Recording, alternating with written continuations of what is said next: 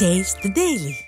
காஞ்சிபுரம் மாவட்டம் சுங்குவார் சித்திரம் பகுதியில் செயல்பட்டு வரும் சாம்சங் தொழிற்சாலையில் ஊழியர்கள் 3 பேர் பணியிடை நீக்கம் செய்யப்பட்டதை கண்டித்து 2வது நாளாக தொழிலாளர்கள் உள்ளிருப்பு போராட்டத்தில் ஈடுபட்டுள்ளனர். கடந்த 2 மாதங்களுக்கு முன்பு தொழிற்சங்க அங்கீகாரம், ஊதிய உயர்வு உள்ளிட்ட கோரிக்கைகளை வலியுறுத்தி தொழிலாளர்கள் வேலைநிறுத்த போராட்டத்தில் ஈடுபட்டனர். 30 நாட்களுக்கு மேலாக போராட்டம் நீடித்த நிலையில் பேச்சுவார்த்தை நடத்தப்பட்டதால் தொழிலாளர்கள் அனைவரும் மீண்டும் பணிக்கு திரும்பினர். இந்நிலையில் தொழிலாளர்களிடம் தொழிற்சங்கத்திலிருந்து விலகுவதாக கட்டாயப்படுத்தி சாம்சங் நிர்வாகம் கையெழுத்து வாங்குவதாக புகார் எழுந்துள்ளது. இந்நிலையில் தொழிற்சாலை இயக்குநரை நேரில் சந்திக்க அனுமதி மறுக்கப்பட்ட நிலையில் 1 மணி நேரத்துக்கு மேலாக பணி புறக்கணிப்பில் ஈடுபட்ட 3 தொழிலாளர்கள் பணியிடை நீக்கம் செய்யப்பட்டனர்.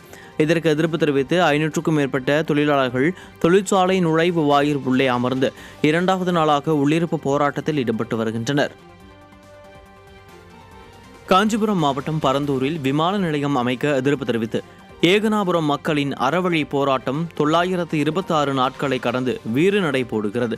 சென்னையின் 2வது பசுமை விமான நிலையம் காஞ்சிபுரம் மாவட்டத்தில் பரந்தூரை சுற்றியுள்ள கிராமங்களில் 5746 ஏக்கரில் அமைய உள்ளது. இதற்காக நிலம் கையகப்படுத்தும் பணி தீவிரமாக நடைபெற்று வருகிறது. திராவிட மாடல் அரசின் இந்த நடவடிக்கைக்கு எதிர்ப்பு தெரிவித்து ஏகனாபுரம் கிராமத்து மக்கள் தொடர் போராட்டத்தில் ஈடுபட்டு வருகின்றனர். அந்த கிராம மக்களின் இரவு நேர அறவழி போராட்டம் 926வது நாளை கடந்து தொடர்கிறது. போராட்டத்தில் ஈடுபட்ட கிராம மக்கள் உயிரே போனாலும் ஒரு பிடி மண்ணை தரமாட்டோம் என்றும் அரசாணை 210 ரத்து செய்ய வேண்டும் என்றும் மக்கள் கோஷமிட்டனர்.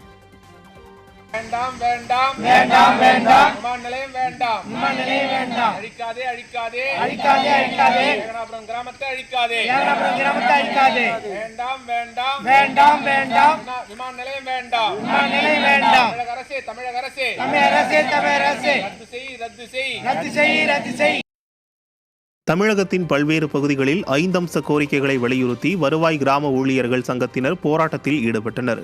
காலமுறை ஊதியமாக 15,700 ரூபாய் வழங்க வேண்டும், காலி பணியிடங்களை நிரப்ப வேண்டும், அரசாணையை திருத்தி மீண்டும் கருணை அடிப்படையில் பணி வழங்க வேண்டும், ஓய்வு பெற்றவர்களின் CPS இறுதித் தொகையை உடனே வழங்க வேண்டும், வருவாய்த்துறை காலி பணியிடங்களில் தங்களை 25% முன்னுரிமையில் நியமிக்க வேண்டும், மாற்றுப் பணியில் ஈடுபடுத்தக்கூடாது ஆகிய பல்வேறு கோரிக்கைகளை வலியுறுத்தி ஆர்ப்பாட்டம் நடைபெற்றது.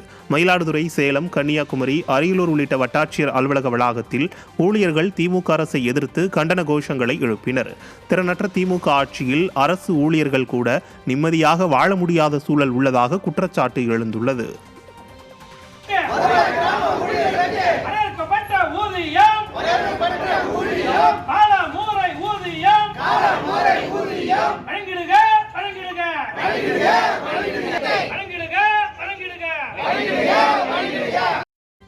தமிழகத்தில் சட்டம் ஒழுங்கு நன்றாக உள்ளதாக காவல் ஆணையர் சங்கர் பேசியது பொதுமக்களிடையே நகைப்பை ஏற்படுத்தியுள்ளது.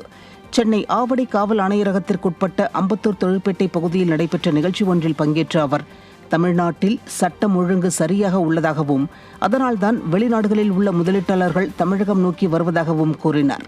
நாள்தோறும் கொலை, கொள்ளை, பாலியல் வன்கொடுமை, போதைப் பொருட்கள் கலாச்சாரம் உள்ளிட்டவை அதிகரிப்பதை திறனற்ற திமுக அரசும் திமுகவினரின் ஏவல் துறையாக மாறிய காவல்துறையும் தடுக்க தவறியதால் சட்டம் ஒழுங்கு சீர்குலைந்திருப்பதை கண்கூடாக பார்க்கும் பொதுமக்கள் காவல் ஆணையரின் பேச்சை கேட்டு அதிர்ச்சி அடைந்தனர். மேலும் டாவோஸ் மாநாட்டில் தமிழ்நாட்டிற்கு ₹1 கூட முதலீடு வரவில்லை என்பது காவல் ஆணையருக்கு தெரியாதா என்றும் கேள்வி எழுப்புகின்றனர். மதுரை மாவட்டம் முல்லை நகர் பகுதியில் உள்ள திமுக இளைஞரணி அலுவலகத்தை இடித்து அப்புறப்படுத்த மதுரை மாநகராட்சிக்கு உயர்நீதிமன்ற மதுரை கிளை உத்தரவிட்டுள்ளது. முல்லை நகர் பகுதியில் உள்ள நீர்நிலை பகுதிகளை ஆக்கிரமித்து திமுக அலுவலகம் கட்டப்பட்டுள்ளதாக குற்றச்சாட்டு எழுந்தது. இதையடுத்து நீர்நிலை புறம்போக்கில் உள்ள திமுக கட்டிடத்தை ஏற்கனவே இடிக்க உயர்நீதிமன்ற மதுரை கிளை உத்தரவிட்டும் அதிகாரிகள் நடவடிக்கை எடுக்காமல் இருந்துள்ளனர். இந்த நிலையில் இந்த கட்டிடத்தை உடனடியாக இடித்து அகற்ற வேண்டுமென உயர்நீதிமன்ற மதுரை கிளை உத்தரவிட்டுள்ளது. மேலும் நீர்நிலை புறம்போக்கில் கட்ட அனுமதித்தது யார் என்றும் உயர்நீதிமன்ற மதுரை கிளை கேள்வி எழுப்பியுள்ளது. நீலகிரி மாவட்டம் மசினகுடி பகுதி மக்களின் கோரிக்கைகளை வலியுறுத்தி நடந்த பேச்சுவார்த்தை தோல்வியடைந்ததை அடுத்து அதிமுக MLA தலைமையில் துணை கள இயக்குநர் அலுவலகத்தின் நுழைவாயிலில் அமர்ந்து பொதுமக்கள் காத்திருப்பு போராட்டத்தில் ஈடுபட்டனர். கூடலூர் அதிமுக சட்டமன்ற உறுப்பினர் பொன் ஜெயசீலன் தொகுதி மேம்பாட்டு நிதியிலிருந்து செம்மநத்தம் இருளர் பழங்குடியின கிராமத்திற்கு 25 லட்சம் மதிப்பில் சோலார் மின் மோட்டார் மூலம் குடிநீர் வழங்கும் திட்டத்திற்காக கொண்டுவரப்பட்ட பொருட்களுக்கு அனுமதி மறுக்கப்பட்டது. இதனால் ஆத்திரமடைந்த பொதுமக்கள் அதிமுக சட்டமன்ற உறுப்பினர் பொன் ஜெயசீலன் தலைமையில் சாலை மறியல் போராட்டத்தில் ஈடுபட்டனர். இதனையடுத்து புதன்கிழமை நடைபெற்ற பேச்சுவார்த்தை தோல்வியில் முடிந்ததை தொடர்ந்து அதிமுக சட்டமன்ற உறுப்பினர் தலைமையில் பொதுமக்கள் காத்திருப்பு போராட்டத்தில் ஈடுபட்டதால் பரபரப்பு ஏற்பட்டது. ஏற்கனவே உச்சநீதிமன்றம் இந்த மாதிரி வனம் சார்ந்த பகுதிகளுக்குள்ளார 4 இன்ச் டயாமீட்டர் 4 இன்ச் டயாமீட்டரில் குடிநீர் தேவைக்காக பைப் பதிக்கலாம் அப்படின்னு சொல்லி உச்சநீதிமன்றமே உத்தரவு போட்டிருக்கு. அந்த உத்தரவை அவர்கிட்ட காட்டி நம்ம பேசும்போது கூட அப்படி ஒரு உத்தரவே இல்லை அப்படின்னு சொல்லி சொல்கிறார். மொத்தத்தில் இந்த டிடி இங்கே இருக்கக்கூடிய மக்களுடைய வாழ்வாதாரத்தை எந்த வகையிலையுமே அவங்க வாழ்ந்துடக்கூடாது, ஒட்டுமொத்தமாக இந்த மக்களை இங்கேருந்து வெளியேற்றணுன்ற ஒரு எண்ணத்தோட மக்கள் விரோத எண்ணத்தோடு செயல்படுறாரு. ஏறக்குறைய இவர் 4 ஆண்டுகள் 3.5 ஆண்டுகளுக்கு மேலே 4 ஆண்டுகள் நெருங்கிட்டு இருக்க நேரத்தில் எல்லா பகுதிகளிலுமே அதிகாரிகள் 3 ஆண்டுகளான அவங்க டிரான்ஸ்ஃபர் ஆகி போயிடுவாங்க. ஆனால் இவர் ஏதோ ஒரு அதிகாரத்தை கையில் வச்சுக்கிட்டு இன்றைக்கு 4 ஆண்டுகள் இவர் இங்கே தொடர்ந்து பணியில் இருக்கார். இவர் பணியில் இருந்தாக்க இந்த மசினகுடி மக்களுடைய வாழ்க்கைக்கு எந்த விதமான பிரயோஜனமும் கிடையாது. சென்னை ராயப்பேட்டையில் யாக்கூப் மேக் என்பவரது வீட்டில் வருமான வரித்துறையினர் மற்றும் தேசிய புலனாய்வு முகமை அதிகாரிகள் மேற்கொண்ட சோதனையில் 50 லட்சம் ரூபாய் பணம் மற்றும் 9.50 கோடி போலி நோட்டுகள் சிக்கியது. ராயப்பேட்டை பூரம் பிரகாசம் சாலையில் உள்ள யாக்கூப் மேக் என்பவரது வீட்டில் வருமான வரித்துறையினர் மற்றும் தேசிய புலனாய்வு முகமை அதிகாரிகள் ஒரே நேரத்தில் சோதனை மேற்கொண்ட போது இவை சிக்கியது. சென்னை மணலியில் மத்திய அரசுக்கு சொந்தமான உர தொழிற்சாலை நிர்வாகத்தை கண்டித்து ஓய்வு பெற்ற முதியவர்கள் தர்ணா போராட்டத்தில் ஈடுபட்டனர்.